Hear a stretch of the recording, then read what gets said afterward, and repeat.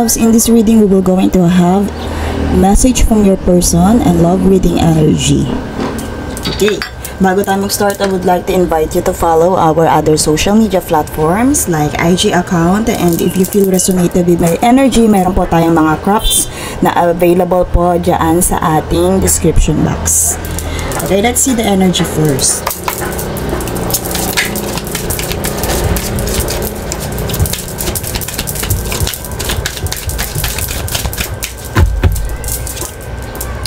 Triggers. Oh, financial and meeting. Okay, I hear na some of my collectives are, sabihin nating, moving on. Kumbaga, nandito kayo sa moving on phase na, kumbaga, sa tingin mo, sa isip mo, ay wala na sa iyo lahat na nangyari about this situationship, relationship, and connection. Pero may bagay na parang nakapagpa-trigger na bigla mong naaalala. Okay? Bigla mong naaalala yung taong to. It's either sa dreams, pumasok siya sa yung panaginip. Ayan. Kumbaga, kumbaga dito, I also feel na meron din something na coming into light. Bakit? Meron kang malalaman, okay? May malalaman ka about this person. Nasa tingin mo wala na eh. Wala na siya. Okay, wala na. Wala na yung pakiramdam mo sa kanya. Pero biglang pumasok na naman siya. Dito sa moment na to, sa isip mo, bigla na naman siyang pumasok. Look, tinan mo, out of darkness, bigla na naman may lumitaw na presensya niya. It's either in 3D or person, or sabihin natin in dream state. Okay? And some of you ay sabihin natin magkakaroon ng involvement about, sabihin natin,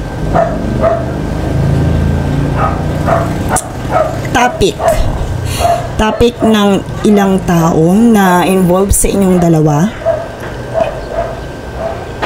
And settlement. I also feel na may settlement na mangyayari.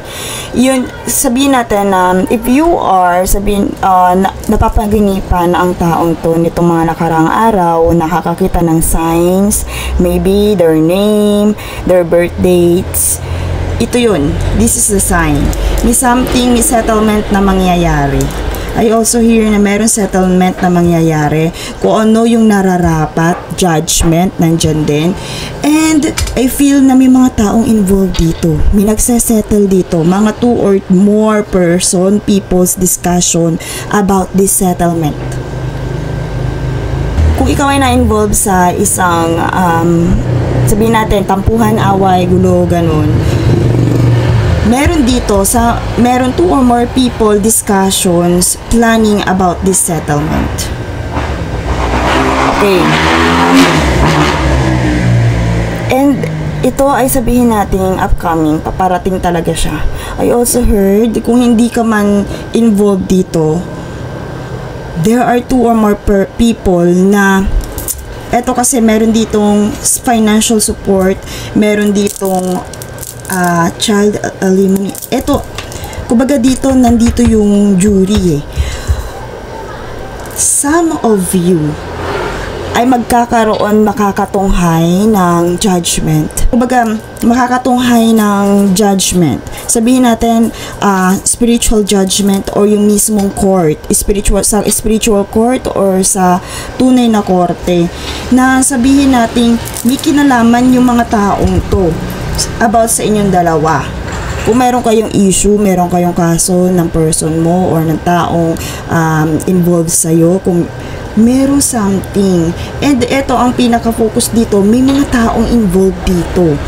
Merong mga taong nagdidiskusyonan about you and this person. I also heard na may mga secrets na merong secrets. Most of my collectives, para sa inyo to, kumbaga, may mga secrets na may mga secrets na lilitaw sa paligid mo, na meron ding involvement itong tao mo, itong person mo. Itong person mo kasi na to, nakalimutan mo na siya.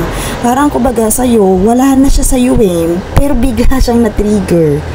Okay? Kung naka-move on ka na, at kumbaga nakalimutan mo na taong to, eto na naman, maghanda ka na, bigla na naman siyang entrada, susulpot. And dito, sa pagkakataong to, may mga taong involved dito.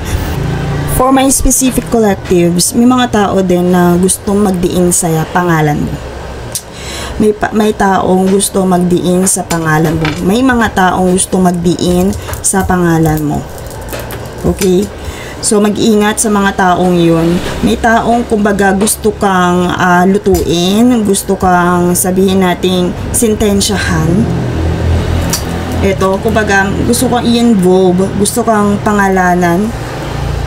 I also feel that energy na may mga taong gustong, may mga things coming into light na papangalanan, i-judge. Let's see, supporting message about this.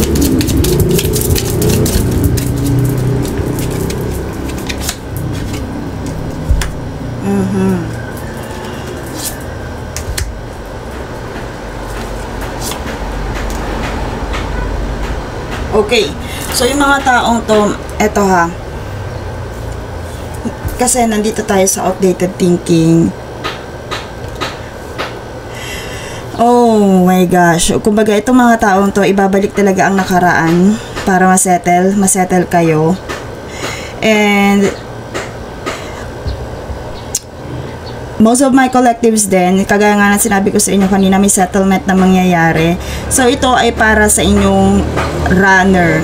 Sa inyong runner na person. Yung mga, yung mga tinakbuhan, yung mga tinakbuhan na obligations, ayan, lumitaw dito sa reading na to. So, dito,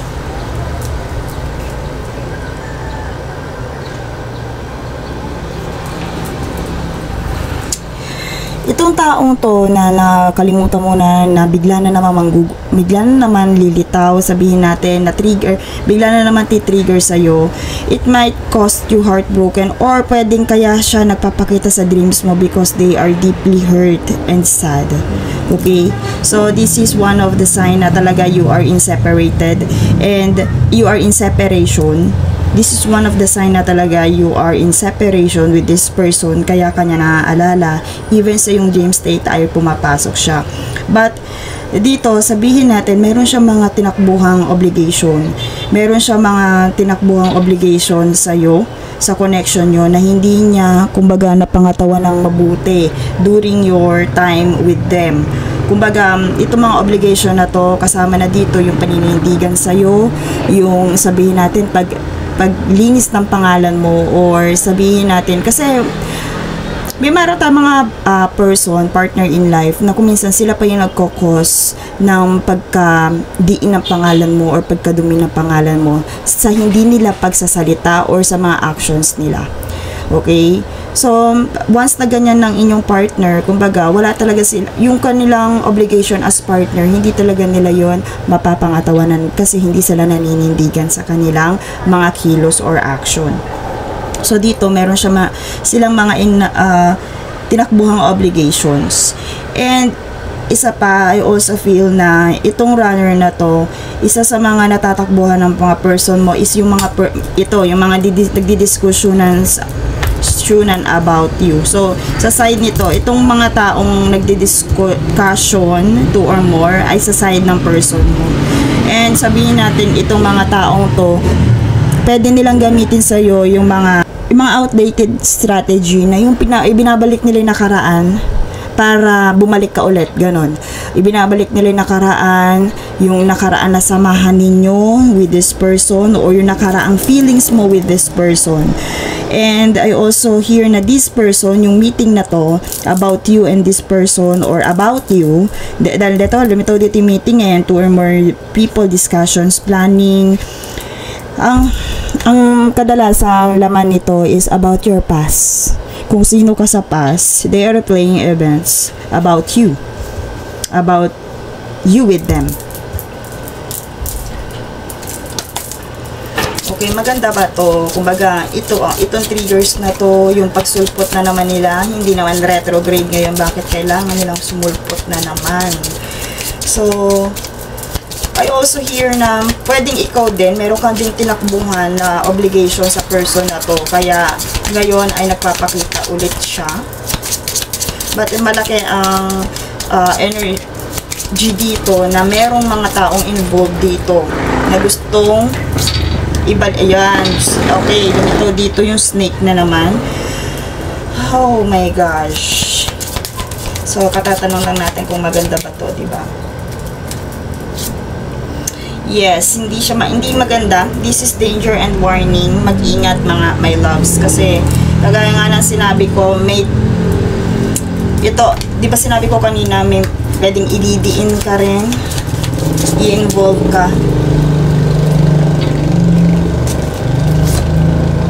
But, ayan. Okay. Gossip. Lumitaw talaga dito ang gossip. Dahil andito na, ito na naman yung meeting.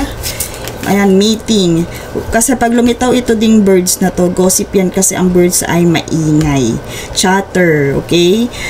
Pwedeng, itong gossip na to, kung ito kasi katabi nila yung ito alam niyo ba my loves, dito sa deck na to, yung dalawang to medyo negative din na ang dating nito. Ayan di ba? Pag lumilitaw sa iba kong reading to, ayan, mga gossipers, yung tatlong yan, dahil andyan na naman yung mga birds. And ito kasi yung reaper na to, ito yung kumbaga, ito yung taga-sundo dito sa deck na to, sa story ng deck na to, siya yung taga-sundo. Kaya siya danger. Kumbaga, negative yung energy niya. And also this one, the snake. Okay? So, maganda sana, positive sana to, masaya yung mga usapan, yung meeting. Kaso, ito yung kasama niya. So, it means it gossip. Okay?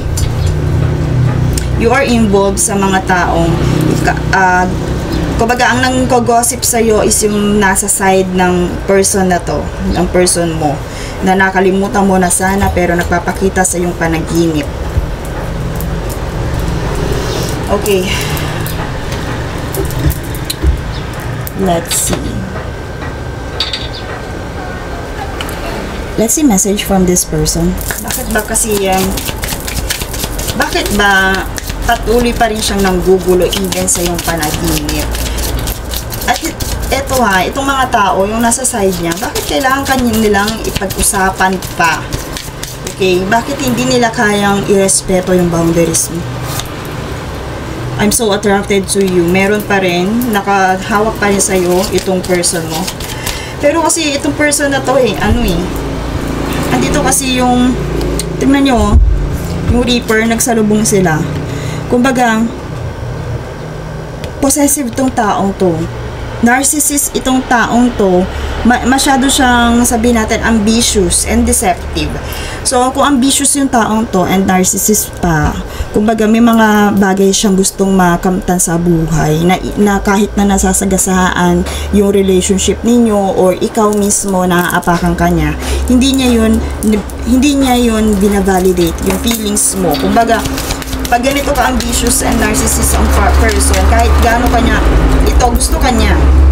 Yes, gusto kanya, pero ambitious siya May tendency na maaapakan pati ikaw dahil sa kanyang ego driven. I remember every detail of that day. Tingnan nyo nga. Kaya siya pumapasok sa panaginip nyo Kaya siya pumapasok sa panaginip mo. Pero paano? Kasi ang hirap dito sa person na to, they still connected dito sa mga chatter na to, na outdated thinking. So, paano siya mag-evolve kung ganito yung kanyang surroundings? Okay, kahit nang gaano ka-intimate or kahit sabihin natin gaano yung feelings, hindi niya yun mapapanindigan with this circle. Hindi niya mapapanindigan itong mga feelings na to kung itong circle pa rin na to yung kanyang sinasamahan, pinapakinggan, kasi they still be a runner sa obligations dito sa soul contract ninyong dalawa. Kasi hindi niya yung kaya panindigan dito sa mga outdated thinking na people na laging nag-meeting chatters about you. I wonder if you are happy without me. Kaya siya pumapasok sa panaginip ninyo kasi they are still curious kung masaya ka ba without them. Ikaw pa rin, iniisip pa rin. Kumbaga, kaya nagugulo. At ikaw, may tendency mapaisip ka rin bakit nga ba pumapasok sa panaginip ko itong taong. I want a fresh start with you. May tendency yung meeting, yung settlement na binanggit ko kanina ay about doon. Love is the answer. Okay. Pwedeng iyan din ang gamitin sa'yo. Yung naging feelings mo. I miss you, do you? All cards, all messages are isa lang ang gustong ihatid. Namimiss ka nga ng taong to. Gusto nila ng settlement. Okay. Let's see your energy. Kung ano, kasi naka-move on ka na, kinalimutan mo na to eh. Kinalimutan mo na itong mga taong to o yung taong to eh. You are the channel of divine healing power. Focus on your crafts. You also hear that. Focus on your crafts. Kung ano man pinagkakaabalahan mo ngayon without this person, ituloy mo pa rin siya. Oh! Meron dito lumitaw na take a risk. Okay? Take a risk. And put your heart's true desire into action. Ano ba talaga gusto mo? Gusto mo ba yung crafts na to without them? Or kung babalik itong nagtitrigger na to, kung talagang meron, kumbaga, kung darating itong meeting and settlement, ano ba yung iyong true desire? Heart true desire. Since na nabanggit natin yung craft dito, yung pinagkakaabalahan mo without them, without this person, let's see. Okay. So, lumitaw dito, respect, kung ano man yung, eto ha, kung ano man yung, yes, ito ang patunay na kung ano man yung pinagkakaabalahan mo without this person, ipagpatuloy mo siya. And I also hear na respect kung ano man yung nakatadhana. Kung sabihin natin, ayan, focus on your divine feminine energy. Eto, since na nandito, lumitaw dito yung runner eh. So, yung runner na yan, minsan talaga, hindi na irerespeto niyan yung ating divine feminine energy. Kumbaga, pag meron tayong, pag involved tayo sa taong runner, ang nangyayari dyan, parang hindi na natin nare-respeto yung ating feminine energy o yung ating nurturing energy na kailangan palakasin natin yung self-love and self-respect. So, isa lang ang ibig sabihin dito, my loves, mag-focus ka pa rin sa self-respect. Kung ano man yung boundaries na meron ka, pangatawanan mo yun. Kasi dito, you have to respect your feminine energy. You are a goddess, my love. You are a divine goddess. Or, if you are a masculine, respect, self-respect ang kailangan, self-boundaries ang kailangan. Okay? So, kung ito, yung triggers na to babalik, pero kasi dito outdated eh, hindi nagbago. Hindi nagbago tong mga taong to or hindi nagbago yung person mo. Sila pa rin yun. Sila pa rin yung naka-hurt sa'yo. Okay? So, kung hindi dito mapapractice yung self-respect ulit, wala. My loves, listen to your heart.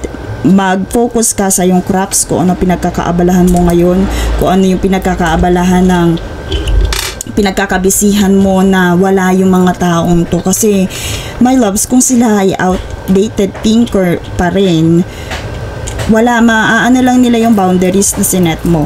Basta dito, respect your boundaries, self-respect. Kasi itong feminine energy na yan, nakafocus lagi ang feminine energy sa self-care, sa self-respect, sa nurturing energy, na kung saan hindi naaapakan yung iyong divine feminine energy. Kumbaga, yung pagmamahal mo sa sarili mo ay nandun pa rin. Okay? Take a leap of faith. You are protected, my loves. Isap din yan, I also want to pag kasi lumilitaw to, you are protected. Okay? Respect your temple. I also hear that. Respect your temple, your body. Tingnan nga natin. Respect your temple, your body, your crafts. Kung ano man yung set na buo mo ng foundation without them, without this person, irespeto mo, ipagpatuloy mo, focus on that crafts, okay? Sync with the moon. Intuition, okay? Kung ano man yung, kagaya nga dito na sinabi natin, kung ano man yung heart's true desire, makinig ka. Kung hindi ka na magiging masaya dito, let them go, okay? And that's all for this reading. Thank you, my loves, and see you in my next one.